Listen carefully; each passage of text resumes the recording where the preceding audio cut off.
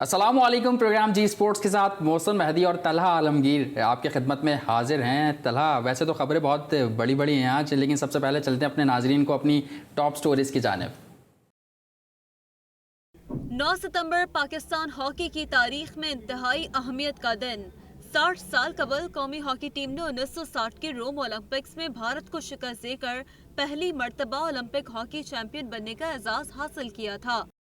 National T20 cup के लिए 6 associations की टीमों का ऐलान कर दिया गया। साबिक कप्तान की फर्स्ट 11 में जगह न बनाने पर नेशनल T20 खेलने से इनकार। टूर्नामेंट 30 सितंबर से मुल्तान में शुरू होगा। झूठ नहीं बोलूंगा, इंग्लैंड टूर में दबाव में नहीं था। जहन में कई सवालात और कई चीजें चल रही थी, मगर मुस्बत नतीजे पर अपनी परफॉर्मेंस पर खुश हूँ। Fast bowler Wahab Riaz. Australia ने इंग्लैंड को तीसरे T20 मैच में 5 विकेटों से शिकस्त देकर खुद को व्हाइट वॉश से बचाने के साथ साथ ICC T20 रैंकिंग दोबारा टॉप पोजीशन हासिल कर ली। कौमी T20 कप्तान बाबर आजम 2.5 साल बाद टॉप पोजीशन से महरूम हो गए। इंग्लैंड के डेविड मलान नंबर 1 बैट्समैन बन गए। बॉलर्स रैंकिंग में माद वसीम और शादाब खान की रैंकिंग में भी तनज़्ज़ुली। लंका प्रीमियर लीग में मेंटोर के लिए वसीम अकरम, शुएब अख्तर, ब्रायन लारा और विविन रिचर्ड्स मुख्तलिफ टीमों से मुंसलिक होंगे। नए क्रिकेट टैलेंट की तलाश में पेशावर ज़ल्मी मैनेजमेंट सवात पहुंच गई। MG ज़ल्मी कैंप के तीसरे मरहले में सवात में क्रिकेट ट्रायल्स। और स्टार फुटबॉलर क्रिस्टियानो रोनाल्डो के नाम एक और एजाज। इंटरनेशनल गोल्स की सेंचुरी मुकम्मल कर ली। रोनाल्डो ये एजाज हासिल करने वाले दुनिया के दूसरे फुटबॉलर बन गए। बिल्कुल, 9 सितंबर 1960, तकरीबन 60 साल पहले ये तारीखी दिन था जब पाकिस्तान पहली बार ओलंपिक चैंपियन, रोम ओलंपिक्स में चैंपियन बनने का एजाज़ पाकिस्तान ने हासिल किया। और भारत का 32 साल रिकॉर्ड मोहसिन वो पाकिस्तान ने तोड़ दिया। 32 साल तसलसल जो जीत भारत की चल रही थी वो तोड़ने के बाद पाकिस्तान ने अपनी जीत की तसलसल का कामयाबी से आगाज़ कर दिया। बिल्कुल तला, बहुत अच्छा दौर था वो। अगर कौमी खेल हॉकी की बात करें, क्या लोग थे और किस तरीके से उन्होंने ये टाइटल जितवाया था वो सबके सामने। और आज बहुत खुशी का दिन है यकीनन हॉकी के ओलंपियन के लिए भी, और हॉकी से जो प्यार करते हैं उन तमाम लोगों के लिए आज बहुत खुशी का दिन है। हमने देखा कि बहुत सारे लोगों ने सोशल मीडिया पर ट्रिब्यूट भी पेश किया। और इसी के साथ साथ उसी टूर्नामेंट के उसी मैच के हीरो ओलंपियन वहीद खान हमारे साथ मौजूद हैं। वहीद खान साहब, आपका वेलकम करूंगा शो में। शुक्रिया। वहीद खान साहब, आवाज़ आ रही है आपको? आ रही। क्या कहेंगे आज के बारे में कि हमने 60 साल कबल भारत का तसलसल तोड़ा था, और क्या दौर था वो, उसका यादें ताज़ा कीजिएगा। आतिफ ने गोल किए थे, हुड्डा ने गोल किया था। ये दिन का बहुत दिनों से इंतजार था पाकिस्तान को। और पाकिस्तान की 47 के बाद से पाकिस्तान फाइनल में नहीं जीता था। लेकिन ये बता दूं कि ये इस हॉकी के लिए मैं खुशकिस्मत समझता हूँ अपने आप को, जो मैं इस टीम का खिलाड़ी रहा हूँ। और इस टीम के खिलाड़ी अजीम खिलाड़ी थे। उनको सिर्फ एक ही शौक था, जो लगन थी, वो ये थी कि पाकिस्तान फाइनल जीते इंडिया से और पाकिस्तान का नाम दुनिया में हो। उन्हें कोई मतलब नहीं था कोई चीज से, पैसे से, लालच नहीं थी। ये खिलाड़ी वो थे जो जीते हैं। मैं इसमें अपने जितने यंगस्टर्स हैं और जो आज दिन मनाया जा रहा है वो इसलिए मनाया जा रहा है कि याद ताज़ी की जाए। तो मैं इनसे ये कहना चाहता हूँ कि ये जो खिलाड़ी थे इनको आप सोने में तोलते थे वो कम था। लेकिन आज जो पाकिस्तान की हॉकी है वो पाकिस्तान की हॉकी उस रोम ओलंपिक के बाद ही नेशनल गेम हुआ। और हॉकी की जो परवरिश हुई है और जो मुकाम मिला है वो सारी चीजें डिपेंड करती थी रोम ओलंपिक्स पे। लेकिन एक बात बता दूं मैं, ये कि जितने खिलाड़ी थे, बुद्धा ने गोल किया, तो ये टीम गेम था। ये किसी एक खिलाड़ी ने नहीं जीता, ये पाकिस्तान की टीम जो गई थी वो जीती। और जीतने वाला पाकिस्तान है।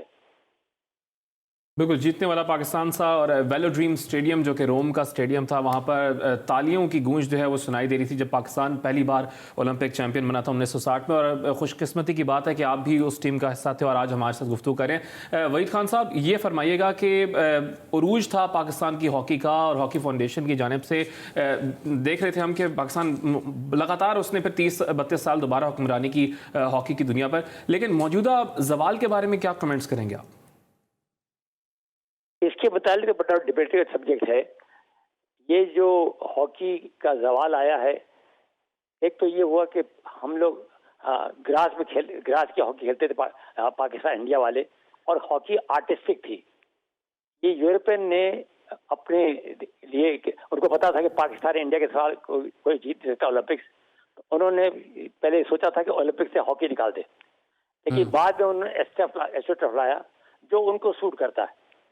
और ये हमारे लिए बड़ा ड्रॉबैक हो गया कि हम अभी तक एस्ट्रोटर्फ की हॉकी नहीं खेल रहे। मैं इस पर और कुछ नहीं कहता, मैं किसी की बुराई करना नहीं चाहता। हम सब इसके जिम्मेदार हैं हॉकी के लिए कि ये तबाही की तरफ चली गई है। लेकिन अब एक ही गुजारिश मेरी है इस मुल्क के नौजवानों के साथ और टीम के लोग ऑफिसर्स के साथ कि अब हॉकी के लिए आप सीरियसली करें, और सबसे बड़ी बात यह कि बेलौस खिदमत करें ताकि पाकिस्तान का वही मुकाम हासिल हो जो पहले वाले हॉकी प्लेयर्स ने लाया था।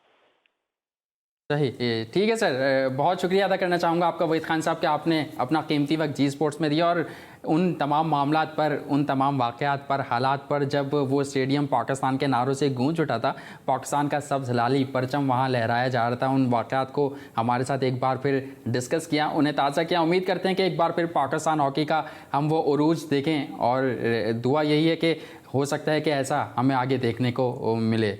तो उम्मीद कर सकते हैं हॉकी के हवाले से तो आज हमने स्टोरी कवर की, और कल जैसे हमने फुटबॉल की बात की थी, आज भी एक फुटबॉल की स्टोरी हमारे सामने है। एक बड़ी खबर आ गई है, और बड़ी खबर यह है कि यूरोपियन मैचेस की जब बात की जाए या इंटरनेशनल मैचेस की बात की जाए तो क्रिस्टियानो रोनाल्डो वो दुनिया के सेकंड प्लेयर बन चुके हैं। और आपकी मुस्कुराहट, एक तंजिया मुस्कुराहट मुझे बता रही है कि आप मेसी रोनाल्डो की जो कंपैरिजन है उसमें आप हमेशा मेसी का साथ देते हैं। देखना यह है कि रोनाल्डो ने सेकंड हाईएस्ट अब वो इंटरनेशनल टॉप स्कोरर में शामिल हो चुके हैं, और 100+ गोल्स उन्होंने कर लिए हैं। जो नंबर 1 पर है वो ईरान के हैं अली दाई, जिन्होंने 109 गोल स्कोर किए हुए हैं। लेकिन मोहसिन, एग्री तो आप कर लें यार कि रोनाल्डो ने इतनी अच्छी परफॉर्मेंसेस दिखाई हैं। माना कि आप कल भी कह रहे थे मेसी मेसी मेसी हमेशा मेसी होता है, मान लें रोनाल्डो भी एक अच्छा, क्यों मान लें तला। रोनाल्डो की अगर आप बात कर रहे हैं तो रोनाल्डो पे ये भी एलिगेशन है कि उन्होंने अगर गोल्स किए पोर्टुगाल से खेलते हुए, तो वो छोटी टीमों के खिलाफ गोल स्कोर किए। अगर आप इसकी बनस्बत मैसी को देखें तो मैसी ने काफ़ी बड़ी टीमों के खिलाफ स्कोर किए, और मैं समझता हूँ कि क्योंकि मैं मैसी को फॉलो करता आ रहा हूँ और ये समझता हूँ कि मैसी और रोनाल्डो का कंपैरिजन। अच्छा, आप इंटरनेशनली तो कंपैरिजन कर नहीं सकते मुस्लिम, क्यों? आप तो कह रहे हैं कि छोटी टीम्स के खिलाफ रोनाल्डो स्कोर करते हैं, मैसी जो है बड़ी टीम 101 गोल स्कोर कर चुके हैं रोनाल्डो पोर्चुगल के किए, लेकिन वो आप देखें ना 70 गोल ना सिर्फ अर्जेंटीना के लिए मैसी के पास, लेकिन किस टीम के खिलाफ किए ये भी तो देखें, और मैसी ने किस सिचुएशन में किन किन टीमों के खिलाफ ये कारनामे अंजाम दिए, कहाँ गोल स्कोर किए। अगर आप इसको कंपैरिजन करेंगे तो फिर मैसी रोनाल्डो से कोसों आगे आपको दिखाई देंगे। आप इंटरनेशनली ये बात कह रहे हैं, लेकिन आपको मैं ये बता दूं कि 2 इस वक्त इंटरनेशनल ट्रॉफीज हैं रोनाल्डो के पास, मैसी के पास कोई ट्रॉफी नहीं है। मोहसिन, कैसी बात है? और भी ऐसे अवार्ड्स हैं जो मैसी के पास हैं और रोनाल्डो के पास नहीं है। गोल्डन शूज अगर देख लें तो फिर मैसी के पास ज़्यादा हैं और रोनाल्डो के पास कम है। मोहसिन, बड़ी बात यह है कि रोनाल्डो मैसी की ये कंपैरिजन ऐसी है, डिबेट ऐसी है कि चलती रहती है, और जब तक ये रिटायरमेंट ना ले, और यही हुस्न है फुटबॉल का, मैं समझता हूँ हुस्न भी फुटबॉल का यही है। ब्रेक लेंगे, ब्रेक से वापस आएंगे तो जरा क्रिकेट की दुनिया पे जो खबरें गर्दिश कर रही हैं उस पर नजर डालेंगे।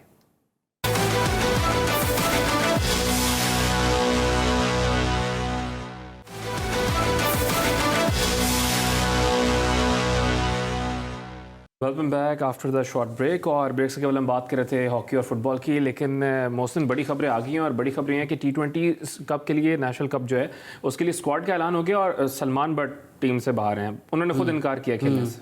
बिल्कुल तला, टीम का तो ऐलान हो गया। बहुत सारी खुर्द-बुर्द इसमें देखने में आई है, ये मैं आगे भी डिस्कस करूंगा इस शो में, और जो हमारे गेस्ट होंगे उनसे पूछेंगे।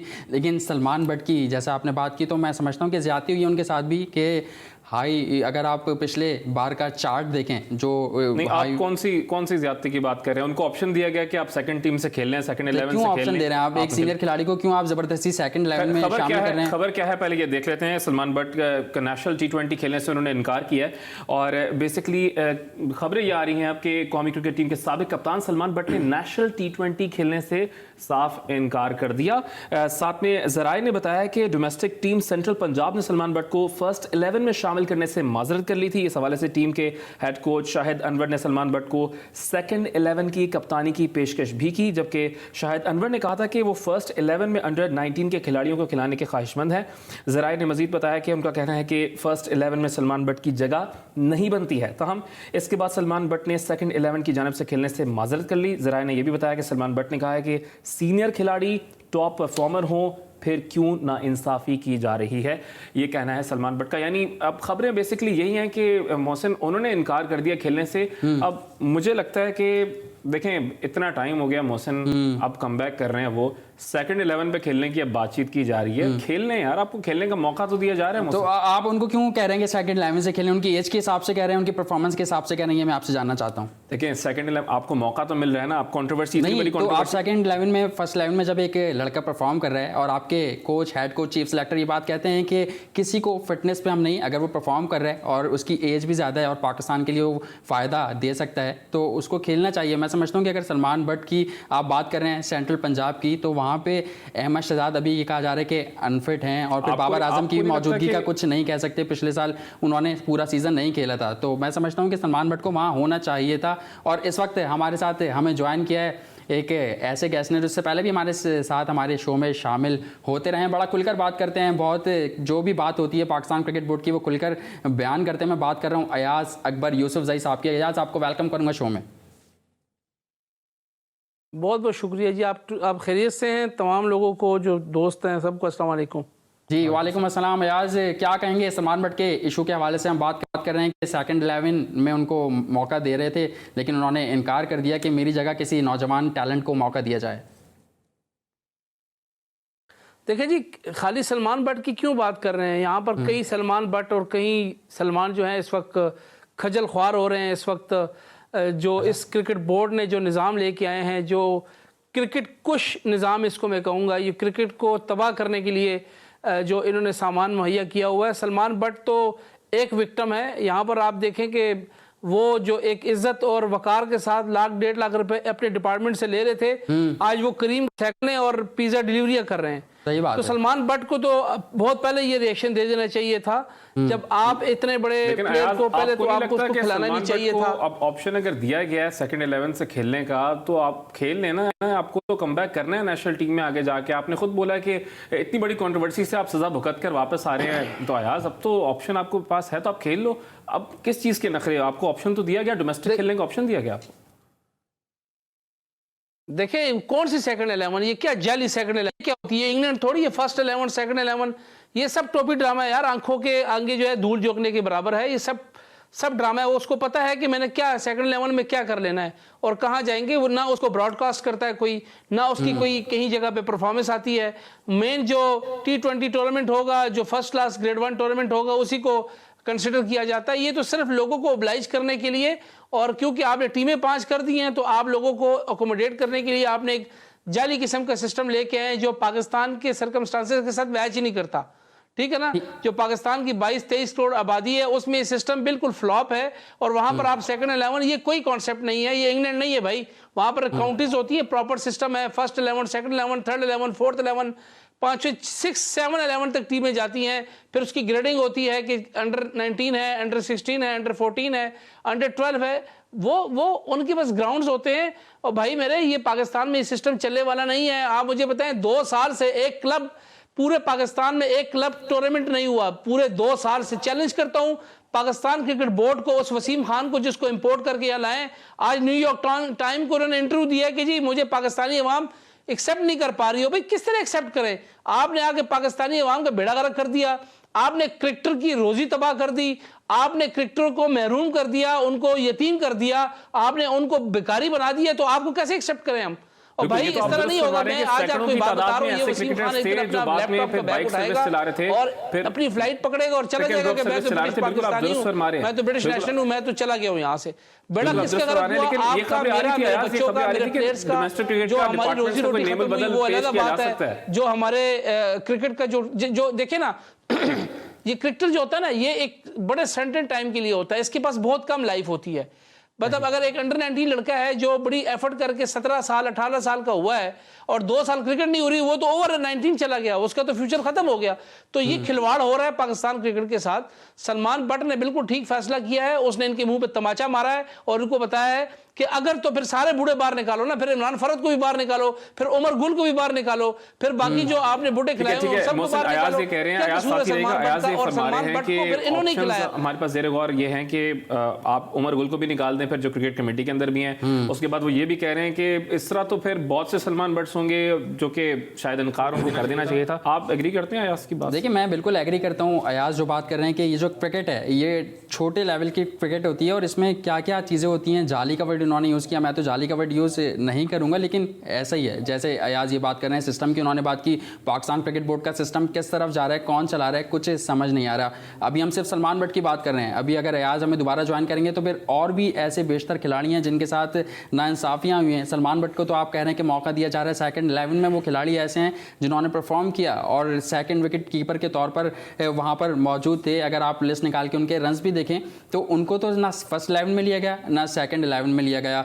और भी बेशतर ऐसे खिलाड़ी हैं। कप्तानी पे यहाँ पे घपले हुए हैं कि किसको कप्तानी दी जाए, किसको कप्तानी नहीं दी जाए। एंड में इसी चीज़ पे एग्री करेंगे कि सलमान बट को नहीं खेलना चाहिए। देखिए, मैं नहीं समझता कि सलमान बट का ये कैलिबर है कि वो सेकंड 11 में खेले। अगर सलमान बट को मौका देना है तो फर्स्ट 11 में मौका दें। वो परफॉर्म करता है, वो टीम को लेके चलता है। मुझे आपकी कैलिबर की बात ना मुहसिन बिल्कुल समझ, मुझे भी ये बात समझ नहीं आ रही कि आप क्यों इंसिस्ट कर रहे हैं। अच्छा, आप ये बता दें कि आप क्यों चाह रहे हैं कि वो सेकंड 11 में खेलें, क्या इससे फायदा होगा अगर वो सेकंड 11 में स्टार्टिंग में भी ये बात बताई कि अब इतने टाइम बाद आप सजा भुगत, आपने सजा की बात, किस सजा की आप बात कर रहे हैं, कौन सी सजा? आप 2010 की कंट्रोवर्सी भूल गए? तो सजा अगर उन्होंने की तो मोहम्मद आमिर ने नहीं दी थी सजा। मोहम्मद आमिर ने भी तो की थी। वो कौमी टीम के साथ आज ऐसे चाहिए बने में कि अगर उनको जब भी वो अपनी दस्तयाबी जाहिर करते हैं उनको कौमी टीम बुलाकर मैच खिला लेती है। तो अगर सजा है तो वो सिर्फ सलमान बट के लिए, उमर अकमल के लिए और दीगर खिलाड़ियों के लिए नहीं है। मोहम्मद आमिर परफॉर्म करके वापस नहीं आया। देखिए, कहाँ परफॉर्मेंस है उनकी, आप मुझे रीसेंट परफॉर्मेंस उनकी बताएं। कोई परफॉर्मेंस नहीं है। इस सीरीज में आप परफॉर्मेंस बताएं। अब तो वो विकेटों से ज्यादा अनफिट रहने लगे हैं और पाकिस्तान क्रिकेट बोर्ड की जो मैनेजमेंट है मिसबाह उल हक उनको खुद राजी करती है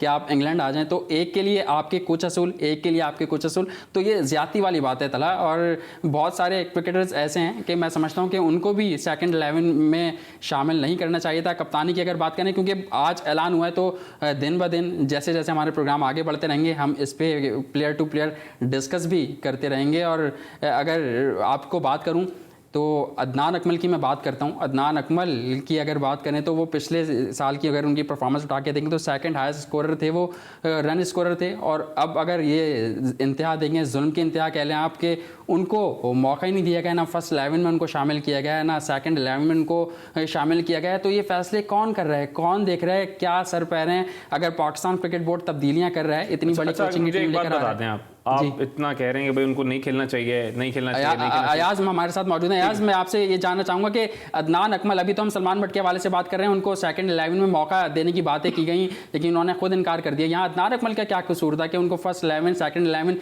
किसी टीम में शामिल करने का इंदिया नहीं दिया गया?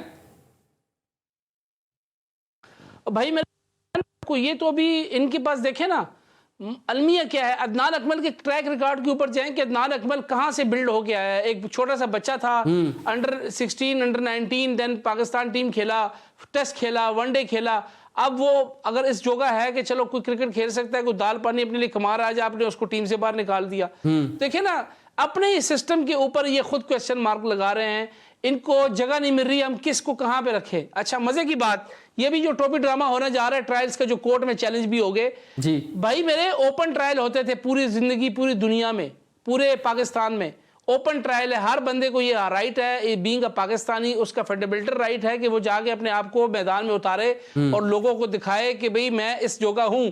इन्होंने शॉर्ट लिस्टिंग करके खुद भाई 2 साल से क्रिकेट ही नहीं हुई। अदनान अकमल की तो हम बात करते हैं, उनको इनवाइट किया जा रहा है। ये देखें कि कामरान अकमल के साथ कितनी ज्यादती होती रही है। आप ये देखें, पीएसएल में सबसे ज्यादा कैचेस उन्होंने लिए हैं, सबसे ज्यादा as a wicket keeper dismissals उन्होंने किए हैं, सबसे ज्यादा हाईएस्ट रन स्कोरर हैं वो भाई। T20 में आप उनको नहीं लेके जा रहे, आप रिजवान को खिला रहे हो, फिर आप ये भी कह रहे हैं कि आप बार बार जो है बार रिजवान को खिला रहे हो, फिर आप ये कह रहे हैं कि आप अच्छी परफॉर्मेंस करा रहे हैं। सरफराज को कोई नहीं पूछ रहा अदनान अकमल के क्या कसूर है। अयाज मेरे भाई, बात ये है, ये बाय डिज़ाइन क्रिकेट को तबाह करने वाली बात है। आप देख लें, इन्होंने पहले कामरान अकमल को तबाह किया, बेस्ट परफॉर्मेंस है। अगर तो उसका अगर इनको कोई तहफ़्फ़ुज़ात है कामरान अकमल के ऊपर तो बताएं मीडिया के आगे सामने कि जी हम इसलिए उसको सेलेक्ट नहीं करते। Fitness wise is excellent, batting में अभी भी आपके तमाम ओपनर से बहुत अच्छी बैटिंग करता है, कीपिंग भी कोई इतनी बुरी नहीं करता, पूरी जिंदगी इसने करता रहा। ये 1995 से अंडर 15 खेलने थे, अभी तक 2017-18 तक वो पाकिस्तान टीम का मेंबर रहा। उसको जनाब आपने अब सरफराज को तबाह कर रहे हैं। देखे ना, ये डिजाइन है। अब ये रिजवान को हीरो, रिजवान भी जीरो हो जाएगा। ये मैं आपको, अल्लाह ना करे मेरे मुंह में खाक के इनको अगला साल भी मिले मेरी तरफ से, तो अल्लाह करे ये आज ही घरों को जाए। लेकिन अगर अल्लाह ताला ने हम पे कहर मजीद नाजिल करना वो और ये हमारे ऊपर 1 साल और मुसल्लत रहे, तो रिजवान की हालत भी मैं आपको दिखा दूंगा। भाई मैंने आपको पहले भी प्रोग्राम में कहा था, ये आप किसके घर जाने की बात कर रहे हैं यार साहब? मिसबाह हक साहब की मैनेजमेंट की जाने की बात कर रहे हैं? जी मैं वही आपको बात बता रहा हूँ, ये सुई गैस की टीम है भाई। आप मुझे बताएं, इफ्तिखार जस्टिफाई करता है? किसी छली फरोज से पूछो इफ्तिखार इंग्लैंड गया है, कोई जस्टिफिकेशन नजर आती है आपको? और भाई खुशदिल शाह को बाहर बैठाया गया, छोले बेचने के लिए बैठाया हुआ उसको आपने बाहर। ये जो बार इमामुल हक को बाहर बैठाया हुआ, किस लिए बैठाया हुआ था आपने? ये जो आपने हमने देखा कि जब से इमामुल हक गए हैं तो इमामुल हक को मौका नहीं दिया जा रहा पाकिस्तान क्रिकेट टीम के मैनेजमेंट के होते हुए इस मैनेजमेंट ने। तो भाई यही विक्टिमाइजेशन है ना, यही तो मसला है। अब नदीम खान हीरो बने हुए हैं, नदीम खान डरे उस अजाब से कि जब साल बाद वो नहीं होंगे इंशाअल्लाह ताला, अल्लाह ताला मेरी जुबान मुबारक करे, तो फिर आप देखिएगा नदीम खान के साथ क्या होता है। ये नदीम खान मेरे साथ कोचिंग कोर्स में बैठा, फेल हुआ लेवल 3 में, मेरे साथ बैठा, लेवल 3 में फेल हुआ। अब वो क्या है, वो डायरेक्टर हाई परफॉर्मेंस सेंटर है, वो उनकी एवेल्युएशन कर रहे हैं जो लेवल 4 मास्टर कोच है उनका। देखें वो हिसाब है मैट्रिक फेल, जो MA या MSc के लड़के के पेपर चेक करेगा, उनकी एवेल्युएशन करेगा कि वो कितना बड़ा कैलिबर। और यार खुदा का खौफ करो, कई जस्टिफिकेशन वो पहले कहा था कि नदीम खान की सिर्फ एडमिनिस्ट्रेशन है, अब वो एज अ किस्म के डायरेक्टर क्रिकेट ऑपरेशन भी वही है, high performance centre coaching evaluation भी वही कर रहा है, प्रमोशन डिमोशंस भी वो कर रहा है, कोचेस को सैक भी वही कर रहा है और उनको अपॉइंट भी वही कर रहा है। मुझे नहीं समझ आ रही भाई ये क्रिकेट के साथ क्या कर रहे हैं। हम ऑलरेडी इतना ज्यादा तबाही की तरफ जा चुके हैं कि हम तबाही की तरफ जा तो रहे हैं। 2009 से लेकर अभी तक उस प्रेस कॉन्फ्रेंस की, और प्रेस कॉन्फ्रेंस में उन्होंने बोला कि 1 साल की कारकर्दगी से, अपनी कारकर्दगी से मिसबाह हक साहब खुद मुतमईन हैं। और एहसान मानी की प्रेस कॉन्फ्रेंस की थी, उन्होंने ज़ाहिर एक मीडिया से गुफ्तगू की थी और उन्होंने ये बात बोली थी कि वो मिसबाह की परफॉर्मेंस से कुछ ज़्यादा टीम की परफॉर्मेंस से मुतमईन नहीं नज़र आ रहे। बिल्कुल आप सही कह रहे हैं कि अयाज मैं यहाँ तला की बात का अगर जवाब देना चाहूँ कि आप सही कह रहे हैं कि 1 साल की कारकर्दगी से अगर वो मुतमईन है, लेकिन आपके सामने कारकर्दगी है कि वो मुतमईन नज़र नहीं आ रहे। और फिर साथ साथ जो 6 कोचेज़ रखे गए हैं वहाँ पे भी वो मुतमईन नज़र नहीं आ रहे। और उन्होंने ज़राए के ज़रिए पता भी चला है बात कि मिसबाह हक वो 6 कोचेज़ से मुतमईन नहीं है। अयाज आप क्या कहेंगे? अभी तो आप नदीम खान साहब की बात कर रहे थे, लेकिन जो कोचेज़ रखे गए हैं उस पर आप क्या कहेंगे?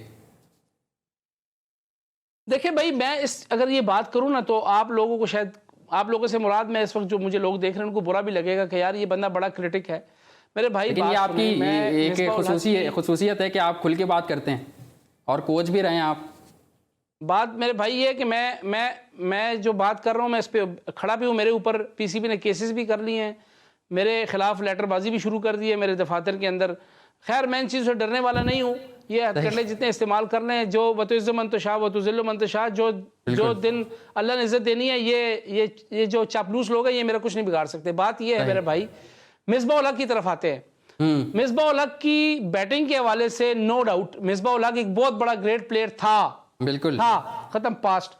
लेवल 2 उसको करवाया 2 दिन का, जिसका कोचिंग एक्सपीरियंस ही नहीं है। आप देख लें कि इस्लामाबाद यूनाइटेड की पहली परफॉर्मेंस देख लें और जनाब मौसूफ हेड देखें ना, यहाँ तो देखें ये as a journalist, as a coach आपने मुझसे पूछना है कि यार आपकी परफॉर्मेंस क्या है। मैं कहूँगा जी मैं जब आया तो मेरे टीवी की चैनल की रेटिंग थी जनाब 2, अब मैं आया हूँ तो मेरे टीवी चैनल की रेटिंग होगी 5, तो आप कहेंगे यार तुम अच्छा काम कर रहे हो। एज अ कोच जब मैं आता हूँ आप मुझे कहते हैं आप कोच है बताएं टीम की परफॉर्मेंस। पहले मेरी टीम आती थी 8वें नंबर पे, अब आती है 4थे नंबर पे, आप कहेंगे वो सेटिस्फैक्ट्री, इसका मतलब है कि इंप्रूवमेंट आ रही है। और मेरे भाई इस्लामाबाद यूनाइटेड हमेशा से फाइनल 2 दफ़ा जीती है, वो प्ले ऑफ खेलती रही है, नाम निशानी नहीं है। तो खुद ही आप अंदाज़ा लगा लें कि मिसबाह हक साहब ने क्या परफॉर्मेंस है। पाकिस्तान की टीम जब मौसूफ आए टेक ओवर किया है तो रैंकिंग नंबर 1 थी, अब रैंकिंग 4 पे और बड़ी जल्दी अल्लाह ना करे 5वें 6ठे पे चली जाएगी।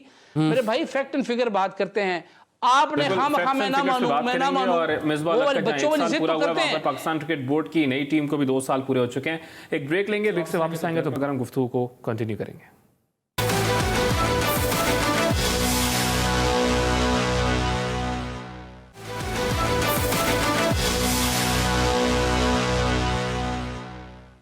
Welcome back in G sports. और डोमेस्टिक क्रिकेट के हवाले से हम बात कर रहे थे, जो आज तकसीम हुई है टीमों की, उसमें प्लेयर्स को लिया गया है। सिंध की टीम की मैं अगर बात करूं, बासित अली साहब को हेड कोच बनाया गया था सिंध की टीम का, लेकिन तकसीम ये कहा जाता है कि जिस शहर का लड़का होता है, जिस रीजन का लड़का होता है, उसी रीजन से खेला जाता है। यहाँ अगर मैं आपसे बात करूँ बासित अली साहब की, तो एक लड़का जिस पे काफ़ी शुकूक व शुबात उठाए जा रहे हैं कि फैसलाबाद से उसका ताल्लुक़ है, और बासित अली की ईमा पर, बासित अली के कहने पर उनको सिंध की टीम में शामिल किया गया, T20 टीम में। असद रज़ा की मैं बात कर रहा हूँ। इससे पहले अगर आपसे बात करूँ तो वो सेंट्रल पंजाब की टीम के सेकंड 11 में खेला करते थे, और अब बासित अली के कहने पर उनको सिंध की टीम में ले आया गया। तो अयाज अकबर यूसुफजई साहब, आप क्या कहेंगे इस हवाले से? तकसीम जो हो रही है उसमें खुर्द-बुर्द हो रही है या मेरिट पर हो रही है? देखिए जी, जिस चीज़ की बुनियादी मतलब कमज़ोर हो, या जिस इमारत की बुनियाद ही मतलब उसके ऊपर हो, फ्रॉडुलेंट पे हो, तो उस बिल्डिंग ने क्या खड़ा होना। तो इसके चेयरमैन से जब आप शुरू करें तो सब इसको पाकिस्तान क्रिकेट बोर्ड नहीं, इसको पाकिस्तान फ्रेंडशिप क्रिकेट बोर्ड कह सकते हैं, कि जिस लेवल के ऊपर वो एहसान मानी है से लेकर नीचे चपड़ासी तक सब अपने अपने दोस्तों को यहाँ नवाज रहे हैं।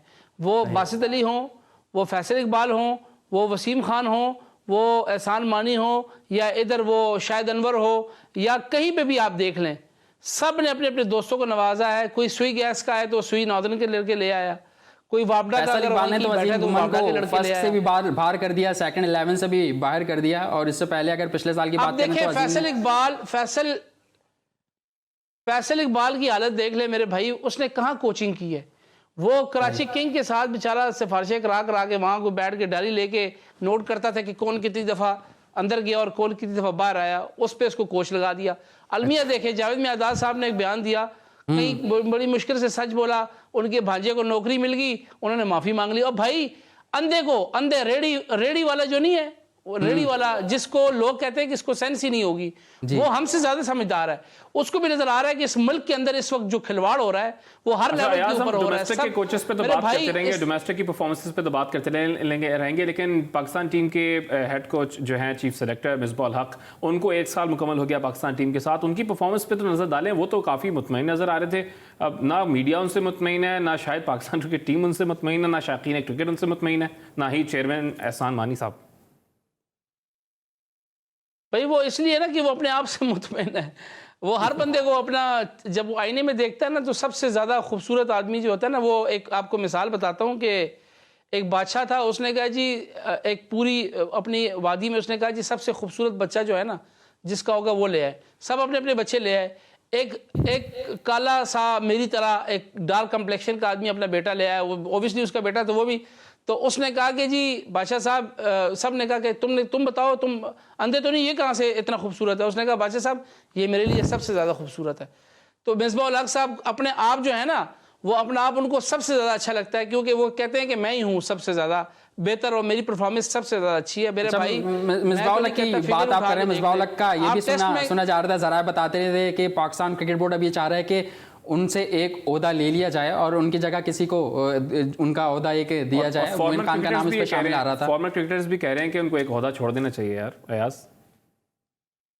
और भाई इनको सारे ओहदे छोड़ देने चाहिए। अगर ऑनेस्टली पूछे तो इनको कोई भी ओहदा नहीं रखना चाहिए। जाएं अपना गमी खुशी करें, अपनी फैमिली को टाइम दे, बस करें। इन्होंने 43 ईयर्स तक तो पाकिस्तान को एज ए खेल के पैसे कमाए हैं। तो अगर इतना ख्याल था, आज ये कहते हैं ये सरफराज को भी बार करो, मुझे यंग लोग चाहिए, तो भाई खुद भी तो तुम 43 साल तक क्रिकेट में जुड़े रहे, पैसे तुम्हारे भी, तुम्हें भी अपनी फैमिली भी ले जाते थे, खुद भी जा रहे थे। तो उस वक्त तो तुम क्योंकि पैसे कमा रहे थे तुम्हें तकलीफ नहीं हो रही थी। तो अब किसी और को जब तुम निकालोगे तो उसको भी तकलीफ होगी। ठीक है, आप सरफराज अहमद की बात कर रहे हैं। अभी एक बयान आया था कि सरफराज अहमद को जबरदस्ती खिलाया गया यूनुस खान के मनाने पर, और मिसबाह उल हक से जब इस बात पे पूछा गया तो उन्होंने भी इस बात की तायद की कि हाँ, अगर सरफराज अहमद की जगह मैं होता तो मैं भी ये करता। तो फिर मैं आपसे ये जानना चाहूँगा कि ये पाकिस्तान की कौमी टीम है या फिर किसी मोहल्ले की टीम है कि जो जिसका दिल चाहेगा वो तब खेलेगा? मेरे भाई देखिए, जब आपका मतलब कंडक्ट ही ऐसा हो, आपका तरीकाकार शुरू से ही ऐसा हो जिसमें कोई सिस्टम ना हो, जो नॉन क्वालिफाइड लोग आप ले आएंगे। देखें, फिर मैं बार बार कहता हूं कि ज़रूरी नहीं है कि बहुत बड़ा लेजेंड हो, वो अच्छा कोच भी हो सकता है, वो अच्छा मैनेजर भी हो सकता है। ये ज़रूरी नहीं है। क्रिकेट खेलना कुछ और चीज़ है, कोचिंग कुछ और चीज़ है, मैनेजमेंट कुछ और चीज़ है। ये तमाम अपनी अपनी तो मेरे भाई जब आपका कंडक्ट ही ऐसा होगा तो लोग ऐसे समझेंगे ना कि मोहल्ले की टीम है कि जाओ मैं नहीं खेलता। तो मेरे भाई किसी की जरूरत है कि वो कोच को कहे कि मैं नहीं खेलता, वो कहते ही बड़ा स्टार क्यों ना हो, लेकिन ऐसा नहीं है क्योंकि कंडक्ट ही है, वो प्रोफेशनल नहीं है ना। जब टीम में प्रोफेशनलिज्म नहीं होगा, 2 महीने पहले ये गेम उन्होंने अपनी डेल, मेरे भाई 2 महीने पहले टीम वहां जाके बैठी है। आप 10,000 रुपया, $100 एक प्लेयर की $100 डेली है। बैठ जाओ, कितनी बड़ी फौज गई थी, कितने पैसे पाकिस्तान क्रिकेट बोर्ड से उन्होंने खाए और कितने इंग्लैंड क्रिकेट बोर्ड से उन्होंने खाए और कितनी याशिया की है। उसके बाद रिजल्ट क्या, वो कहता ना कि खोदा पहाड़ निकला चूहा, वो भी मरा हुआ। तो आपके सामने ही है कि बड़ी मुश्किल से पता नहीं आखिरी मैच किस तरीके से हम जीत के आ गए, नहीं तो हम तो किसी को मुंह दिखाने जोगे नहीं थे। क्या खेले आप, क्या आपने देखे ना, वही बात है कि यार मतलब अनाड़ी क्या जाने, वही बात है कि मिसबाउल हक ने क्या खिलाना है इनको। और भाई खेलना और चीज़ है, खिलाना और चीज़ है। टीम की सत्यानाश कर दिया ये सरफराज से जिसको आप क्रिटिसाइज कर रहे हैं आज। खेलने खिलाने की बात तो हो रही है, मजे की बात ये कि मेंटोर थे साथ मुश्ताक अहमद साहब, और वो 2.5-3 महीने शायद उनको टीम से बात करने का इतना कुछ मौका नहीं मिला। तो जैसी टीम वापस आई है तो वहाब रियाज से उन्होंने इंटरव्यू भी कर लिया। वैसे तो सुना है कि इंटरव्यू करने की इतनी आराम से इजाजत मिलती नहीं है, उन्होंने इंटरव्यू कर लिया है अयाज। भजन वो आपने कहावत सुनी है कि 9 कुली और 13 मेड, यानी 9 कुली और उसके ऊपर 13 उनके इंचार्ज हैं। इतने खिलाड़ी नहीं जितने उन्होंने कोचेस ले आए हैं। तो भाई जब 2 मुल्लाओं में मुर्गी आराम ही होगी। बात यह है कि इन्होंने यही हाल होगा कि कोई इसका सिर पैर ही नहीं है। हर बंदे ने अपनी अपनी 1.5 इंच की मस्जिद बनाई हुई है, वो अपने लगा हुआ है, ये अपना सब अपने पैसे कमा रहे हैं सब। आप सिर्फ बैठ के ना, किसी को मेरे समेत ये जहमत नहीं है कि मेरे भाई इस वक्त पाकिस्तान क्रिकेट बोर्ड का वो पैसा जो फूंक के इससे पहले चेयरमैन साहिबान लेके आए हैं, क्योंकि पाकिस्तान में 10-12 साल इंटरनेशनल क्रिकेट नहीं हुई, गेट रेवेन्यू स्पॉन्सरशिप का पैसा नहीं आया, वो कैसे लुटाया जा रहा है लोगों को। जो बोलता है हेलो, जो ये बोलता है इसको भी दे दो, उसको भी दे दो, और जो नहीं बोलता, जो लेने में नहीं आता, उसके ऊपर केसेस करो, उसको अदालत लेके जाओ, उसके दफातर में लेटर लिखो, उनकी नौकरियों से निकलवाओ। ये कंडक्ट है आपके पाकिस्तान क्रिकेट बोर्ड। ठीक है, आप ये कह रहे हैं जो सच कहता है उसके साथ नाइंसाफी होती है। और मैं ये पूछना चाहूंगा कि पाकिस्तान क्रिकेट बोर्ड का फिर मीडिया डिपार्टमेंट क्या, आज सुने, मीडिया डिपार्टमेंट के हवाले से मैं जानना चाह रहा हूँ कि मीडिया डिपार्टमेंट क्या कर रहा है। मीडिया डिपार्टमेंट भी वही कर रहा है जो ऊपर कर रहे हैं भाई। जो ऊपर कुछ करेंगे तो वो भी नीचे ही जाए। देखे ना, जब लीडर ही ऐसा होगा काम कराने वाला, तो फिर नीचे भी अल्लाह ही हाफिज है। मीडिया डिपार्टमेंट क्या करे, मुझे बताएं। मीडिया डिपार्टमेंट ने क्या दिखाना है लोगों को, बेचारे लगे हुए हैं। नहीं, मीडिया डिपार्टमेंट हमारे साथियों को, हम लोगों को तो इंटरव्यू करने नहीं देता। फिर हमने देखा कि एहसान मानी का भारतीय मीडिया से इंटरव्यू करा दिया, फिर वसीम खान का भी इंटरव्यू आपने आज देखा होगा, उस पर आप क्या कहेंगे? वसीम खान के इंटरव्यू के बारे में आज मैं ये बात कहना चाह रहा हूँ कि उन्होंने इंटरव्यू में एक बहुत इंपॉर्टेंट बात की। उन्होंने कहा कि I love Pakistan cricket but it doesn't love me back, and if it's not loving you back you should go. I think you should go. Ayaz, यही तो मैं आज आपको बात बता रहा हूं कि इस बंदे की आप गुफ्तगू सुने और मैं हैरान हूं अब पाकिस्तानी कौम के ऊपर, जिसने पाकिस्तानी कौम के मुंह पे थप्पड़ मारा है। और भाई हमारा खाते हो, हमारे ऊपर थूक रहे हो तुम। ये इंटरव्यू किसी को दिखाए ना, मेरे समेत अंग्रेजी बड़े कम लोगों को आती हो कि न्यूयॉर्क टाइम में छपा हुआ है, ये जाके देखें कि इस बंदे ने हमारी कौम के बारे में क्या कहा है कि पाकिस्तानी कौम मुझे एक्सेप्ट नहीं कर रही। अभी तुम हो कौन? 3rd क्लास आदमी। तुम जाओ उधर बैठो, तुमने इधर आके जनाब हमारी कौम के ऊपर तुम ये बातें कर रहे हो कि जनाब अली पाकिस्तानी कौम ने मुझे कुछ नहीं दिया और पाकिस्तानी कौम ये कर रही है। मैं हैरान हूं कि अभी तक इसको किसी ने कुछ कहा क्यों नहीं, अभी तक ये बैठा क्यों है। उठाओ अपना लैपटॉप, जाओ बर्मिंघम में, तुम पता नहीं क्या किस ग्रेड की जगह पे जाके तुम काम करते रहे हो। आज तुम 30-35 लाख कि जी मेरी तनख्वाह को इशू बनाया गया। बिल्कुल, उधर एहसान मानी की अगर बात करें, उन्होंने भी भारत में इंटरव्यू देकर अपनी टीम पर तनकीद की है और आज पाकिस्तान क्रिकेट बोर्ड को भी 2 साल मुकम्मल हुए हैं। आप उनकी कारकर्दगी को कैसा देखते हैं? एहसान मानी भी मुतमईन है अपनी कारकर्दगी से और 1 साल उनका रह गया है, तो उन्होंने उम्मीदें तो दिलाई हैं, दिलासे भी दिए हैं।